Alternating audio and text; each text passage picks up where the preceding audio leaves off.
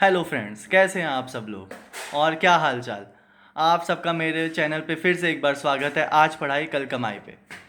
तो आज हम स्टार्ट करेंगे दी मल्टीप्लायर। लास्ट वीडियो में भी मैंने कहा था कि आज हम नेक्स्ट वीडियो में मल्टीप्लायर स्टार्ट करेंगे। मल्टीप्लायर बहुत इंपॉर्टेंट कॉन्सेप्ट है, ध्यान देना पड़ेगा इस वीडियो में। वीडियो स्टार्ट करने से पहले आप सबसे रिक्वेस्ट है कि चैनल को सब्सक्राइब कर दें और लाइक करें वीडियो को, और बेल आइकॉन को ज़रूर प्रेस करें जिससे आपको फ्यूचर में कोई भी वीडियो आए उसकी नोटिफिकेशन मिल जाए। और हाँ दोस्तों, यदि आपको किसी भी टॉपिक में डाउट है, किसी भी आप टॉपिक का वीडियो चाहते हैं, तो आप मेरे को कमेंट बॉक्स पे लिख सकते हैं कि आपको किस टॉपिक में डाउट है, आप किस चीज़ पे वीडियो चाहते हैं। मैं जल्द से जल्द उसकी वीडियो बना के अपलोड करने की कोशिश। सो गाइस, मल्टीप्लायर क्या होता है? सबसे बड़ी बात कि मल्टीप्लायर है क्या चीज़। अब जितना हमने अब तक पढ़ा है, तो अभी हमको ऐसा लगेगा कि यदि हमारी ऑटोनॉमस स्पेंडिंग जो है, मान लो ए बार में से कोई भी कंपोनेंट सी बार और आई बार 1 रुपये से भी बढ़ जाए, तो हमारी इनकम कितने से बढ़ेगी? अब ऑब्वियस सी बात है, आप सब लोग ये कहेंगे जी y is equal to A D होता है। यदि ए डी मेरा 1 रुपये से बढ़ता है इक्विबेरियम में, तो y भी 1 रुपये से बढ़ जाएगा।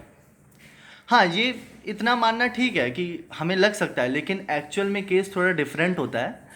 जब भी हमारे ऑटोनोमस एक्सपेंडिचर्स में राइज होता है $1 से, तो उसका इनकम पे मल्टीप्लायर इफेक्ट पड़ता है। यदि वो 1 रुपये बढ़ रहा है तो इनकम भी मल्टीप्लायर इफेक्ट में बढ़ेगी, और यदि 1 रुपये कम हो रहा है तो इनकम भी मल्टीप्लायर इफेक्ट में कम होगी।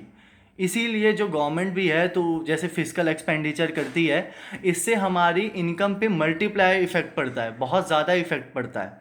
तो आज हम वही देखेंगे कि मल्टीप्लायर इफेक्ट होता क्या है, मल्टीप्लायर इफेक्ट का मतलब क्या है। तो सबसे पहले अब मल्टीप्लायर इफेक्ट को हम कैसे बोलेंगे। सपोज हमने we increase the autonomous spending by 1 रुपी।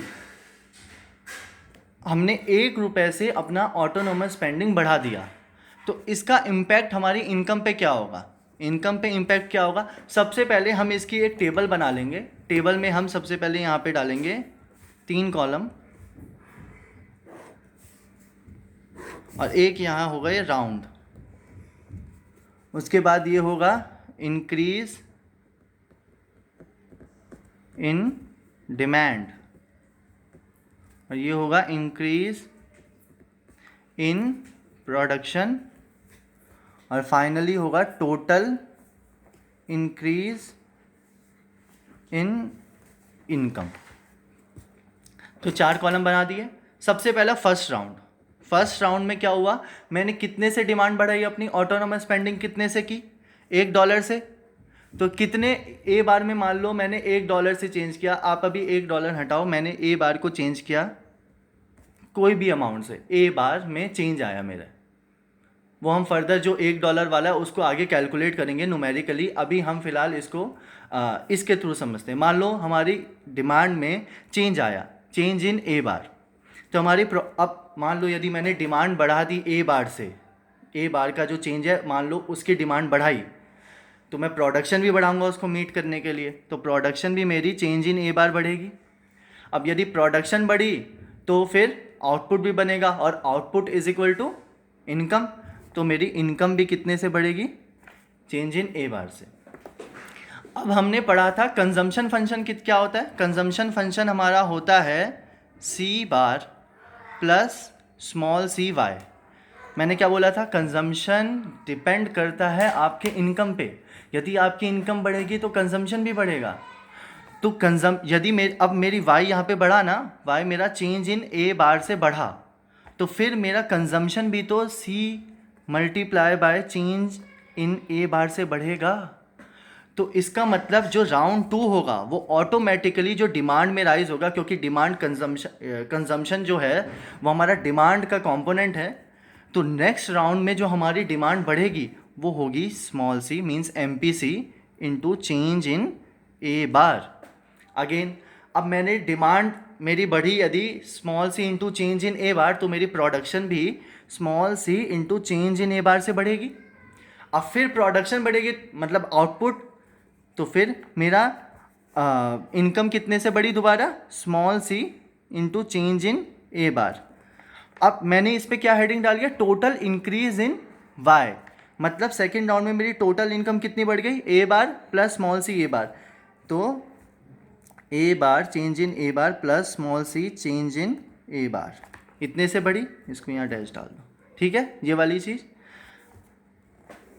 अब थर्ड राउंड क्या होगा, अब मेरी यहाँ पे इनकम कितने से बढ़ी, small C into change in A bar, again मेरी कंजम्पशन बढ़ेगा, small C into change in A bar. तो थर्ड में क्या जाएगा, small C into change in A bar, accordingly मेरा प्रोडक्शन भी उतने से बढ़ेगा, small C into change in A bar, और इनकम फिर output small C into change in A bar. तो टोटल इंक्रीज क्या होगा इनकम में, सबसे पहले राउंड में change in A bar plus small C change in A bar plus c into change in A bar, यही होगा। फिर फोर्थ राउंड में अब आप समझ गए, अब यहाँ पे फिर एक सी लग जाएगा, तो ऐसे कर करके ये एन टाइम तक जाएगा। अब हमारा टोटल इंक्रीज इन इनकम देखना हमारे को कितना हुआ, तो यहाँ पे हम टोटल इंक्रीज इन इनकम उतार लेते हैं।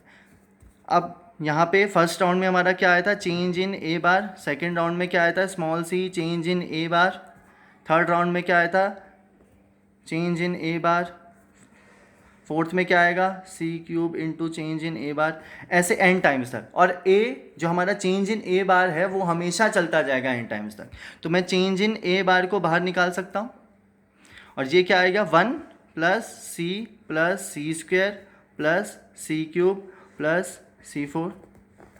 ये ज्योमेट्रिक सीरीज बन गई। ज्योमेट्रिक सीरीज है, ज्योमेट्रिक सीरीज क्या होती है, जिसका रेशो कॉमन हो। रेशो क्या आ रहा है इन सब का, आर क्या है हमारा यहाँ पे, सी, स्मॉल सी, आर हमारी स्मॉल सी है ना, सेकेंड टर्म को फर्स्ट टर्म से डिवाइड कर दो या थर्ड टर्म को सेकेंड टर्म से, तो स्मॉल सी आ जाएगा, सी अपॉन 1 या सी स्क्वायर अपॉन सी, तो हमारा रेशो क्या आ गया, सी। अब ज्योमेट्रिक सीरीज की इनफाइनाइट टर्म्स का सम क्या होता है, चेंज इन ए बार ऐसे ही रहेगा, फॉर्मूला होता है हमारा 1/1 माइनस आर। तो यहाँ पे लगा दो फॉर्मूला, यहाँ पे ये लगा दो change in Y, total change in Y, ये लगाया नहीं था। तो चेंज इन ए बार, अब वहाँ 1 हमारी आर क्या है, स्मॉल सी, तो टोटल जो हमारा चेंज इन वाई आएगा वो आएगा change in A bar into 1/1 minus C, small C. Understood. अब हमने इसको यहाँ पे न्यूमेरिकली देख लिया कि कैसे आता है। अब हम एक बार इसको डिफ्रेंशिएट भी करके देख लेते हैं। अब ये थोड़ा लेंथी प्रोसेस है, एक बार डिफ्रेंशिएट भी कर लेते हैं, डिफ्रेंशिएशन में कैसे होता है। तो अब हम डिफ्रेंशिएशन से देखेंगे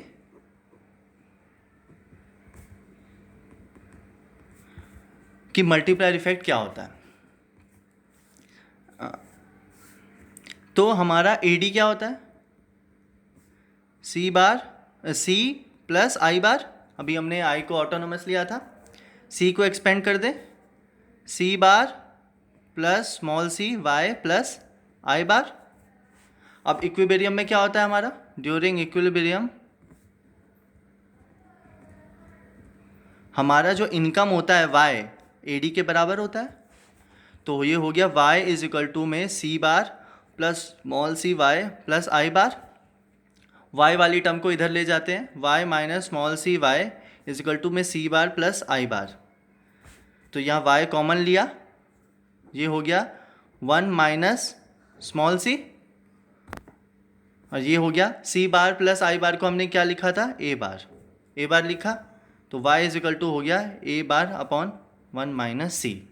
अब एक बार इसका डिफ्रेंशिएशन कर देते हैं। डिफ्रेंशिएशन क्या है, अभी हमने एडी में चेंज किया और उसका इम्पैक्ट वाई पे क्या आया, हमें वो देखना है। तो सपोज करते हैं कि हमारा आई बार में चेंज आ गया, आई बार जो था हमारा ऑटोनोमस एक्सपेंडिचर था उसमें चेंज आ गया, तो इसका इम्पैक्ट हमारे इनकम पे क्या पड़ेगा, अभी हम वो देखते हैं। वाई हमारा क्या था, सी bar plus small C Y plus I बार, यही था। अब हम इस इक्वेशन को आई के रिस्पेक्ट में डिफ्रेंशिएट कर देते हैं। तो D Y upon D I, change in Y with respect to change in investment, investment के चेंज आने से इनकम पे क्या इम्पैक्ट पड़ेगा। तो भाई सबसे पहले ये कांस्टेंट है, सी बार कांस्टेंट है तो इसका तो ज़ीरो हो गया। अब इसमें यूवी रूल लगाना है, यूवी रूल हम बहुत पहले से करते आ रहे हैं। स्मॉल सी पहले इसका यू, इसका डिफ्रेंसिएशन, स्मॉल सी एक कांस्टेंट है, ये भी ज़ीरो, प्लस अब इसका डेरिवेटिव स्मॉल सी ऐसे का ऐसे ही D Y upon D I यहाँ हो गया, plus I bar upon D I. तो ये हो गया अपना D Y upon D I is equal to में small C into D Y upon D I plus one. अब ये D Y upon D I को एक साइड ले जाते हैं, तो D Y upon D I minus small c D Y upon D I is equal to one. यहाँ पे D Y upon D I common लिया तो ये हो गया one minus C is equal to one. तो ये हो गया D Y upon D I is equal to में one upon one minus C. अब हमारा चेंज इन इनकम निकालना है, तो change in income is equal to D I into में one upon one minus C, और change in Y is equal to में change इन आई into में वन अपॉन वन माइनस सी, जो कि हमने पिछले यहाँ पे निकाल के देखा था, ये वाला यही है सेम। लास्ट सबसे इम्पॉर्टेंट अब जो रह गया है कि इस चीज़ को डायग्राम पे दिखाना। डायग्राम पे दिखाना is the most important thing. Diagram पे दिखाना हर चीज़ मैक्रो इकोनॉमिक्स में बहुत ज़रूरी है, इवन माइक्रो में भी है, लेकिन मैक्रो में तो मस्ट है। आपको सब चीज़ें डायग्राम पे दिखानी आनी चाहिए। तो अब हम दिखाएंगे मल्टीप्लायर का इफेक्ट डायग्राम के थ्रू। डायग्राम के सो गाइस, जैसे कि मैंने बेसिक सा डायग्राम बना लिया है, अभी मैंने इसमें मल्टीप्लायर इफेक्ट नहीं दिखाया है। मल्टीप्लायर इफेक्ट हम देखेंगे। सबसे पहले हम ये देख लेते हैं क्या है।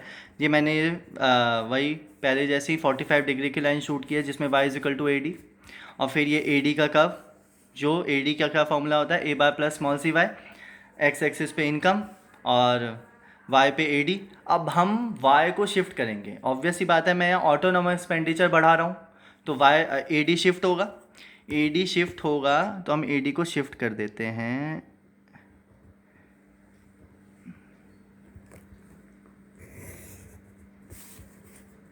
ये ए डी वन, ये ए डी वन क्या हो जाएगा, ए बार वन, क्योंकि ए जो ऑटोनोमस है वो उसमें चेंज आ गया है, स्मॉल सी वाई।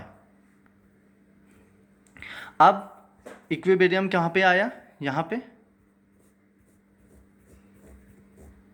y1। अब एक चीज़ नोट करो, अभी यहीं आपको पता चल जाएगा, ये ए बार ये था और न्यू वाला जो ए बार था वो ये है।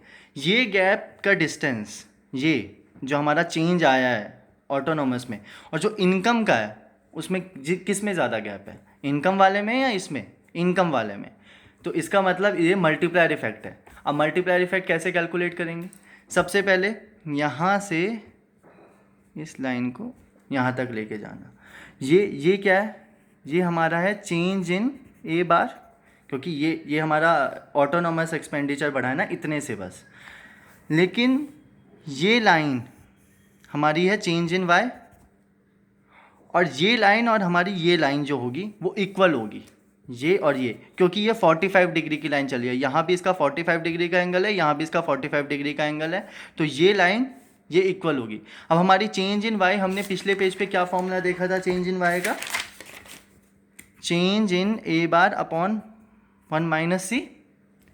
तो इस ये लाइन का डिस्टेंस, ये जो E1 है जो हमारा इक्विलिब्रियम का नया पॉइंट है, इसको कोई भी पॉइंट दे दो Q, तो E1 Q जो है उसका डिस्टेंस होगा चेंज इन ए बार, और इसको दे देते हैं P, और इस पूरी लाइन का जो होगा E1P का डिस्टेंस होगा change in A bar upon one minus C.